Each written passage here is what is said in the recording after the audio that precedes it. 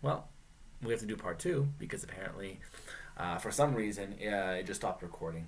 I know I was in the middle of talking, so I'm going to try my best to continue things going. So let's just pretend that that never happened, and let's just keep going the way that we were doing things. Um, we are going to continue talking about utility.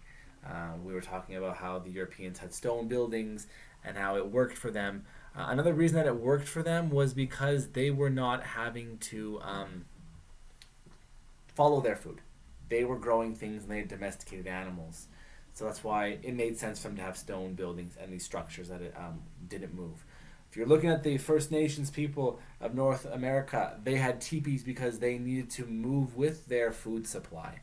So that is why um, they needed to have that structure of home, or the concept of home being the teepee.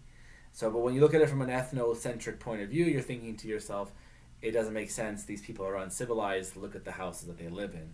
But it's not. It's not because it's not a matter of superior and inferior. It is more a matter of utility. Um, England was the most reliant on its colonies because, like I said in the first part of this video, um, their homeland was small. If you look at England, it is quite small. Limited resources. There is not a whole lot of resources there, and you could burn through them pretty quickly at the rate that the industrialization of England was happening. So they were also an island, so they're not. There's no way they can go out and expand that way. So having a large empire with resources coming in was beneficial for them. But then it also brought them into contact with many different people. So they're meeting peoples from North America, from Africa, from Asia, from the Pacific. So these white Europeans now are meeting non-white people around the world. So this idea of the white man's burden, which is a poem from Rudyard. Let me just see how to say his name correctly. Rudyard, sorry, Kipling. And I will post a video of it in the comment or in the description section. Basically, it states that the responsibility of the whites is to civilize the non-whites of the world. Essentially, they are seeing themselves as the parents and the um, South Americans, the North Americans, the Africans, the Asians, the indigenous people all over the world are the children that need their support. They need to be brought into and meet the line now of civilized people. So the Europeans judged the Africans and Asians through their own limited eyes. They saw them first as their skin color. They spoke different languages. They used limited technology, and they were not Christian.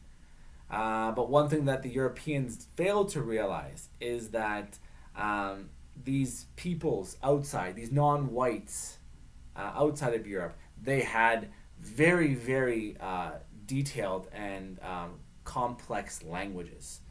Um, they had empires far before the Europeans did, and they were using technology that worked for them. It wasn't the same as the industrialized tools of Europe, but it was still something that was working for them. And if you go by the old saying, if it's not broken, don't fix it, it was working. Sure, when the Europeans introduced these new technologies to them, it was welcomed, but still, we're looking at it from an ethnocentric point of view here. Um, there is no there is no room for, oh, it works for them, they're good with that. It's no, again, back to the idea of the white man's burden. I need to drag you back. I need to drag you along into the civilized world. Um, right here, this phrase, "the heart of darkness," it is a book that was written by Joseph Conrad, and it talks a lot about um, the colonial past of Africa and Europe. It focuses on the travels into what we now call the Congo, the Democratic Republic of the Congo. Um, it is a very well written book. If you wanted to read it, I would strongly encourage you to. Um, but it does do a very good job of explaining this view that the Europeans had of the Africans. So continuing on very quickly, the mighty militaries of the major European powers dominated the people of foreign countries. A great deal of prosperity stood to be gained because of the swallowing up of these of nations of people. So, because the Europeans have industrialized quite quickly, they are using these new tools to conquer these colonies. So, for example, um, the British, they are going to go to places in Africa and they are going to conquer them. They're going to go to India and conquer that subcontinent. The Germans, who come late to the game, they're also going to conquer territory. And they do it with the help of these new weapons. Um, the Germans, for example, they had developed very sophisticated and deadly rifles that they were using to a great effect in German unification against the French. But then it was also massively beneficial when they went and they conquered places in Africa. And now that they have these people under their control, they can use these people as labor and as part of their military and as a market to buy things. So, for example, there are hundreds of millions of people who live in India at this time. Now we're talking about a billion plus people living in India. This is a market that the British can basically sell their goods to. They can sell their stuff to these Indian people and make money off them. And they can also use them as a military to help sustain and control that region as well. So sheer force and terror at times had to be applied to contain and maintain control over these conquered peoples. Because just because they were taken over doesn't mean that they welcome these new people. They welcome this new lifestyle of being subject to these strange people from a different country. Some people, they will go along with it out of fear and out of this idea that, hey, it'll save us if we just work with these people. Because it was important for the Europeans to maintain a strong military presence. All empires have done this. The Romans had to keep a control of their massive empire by having armies around. And the Europeans now are doing the same thing too. Some of them are even using colonial troops to do so.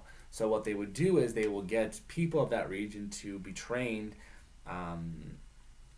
and be a standing army run by officers who were from Europe. So you'd have white officers and generals in the control of ethnic peoples of either wherever this colony is.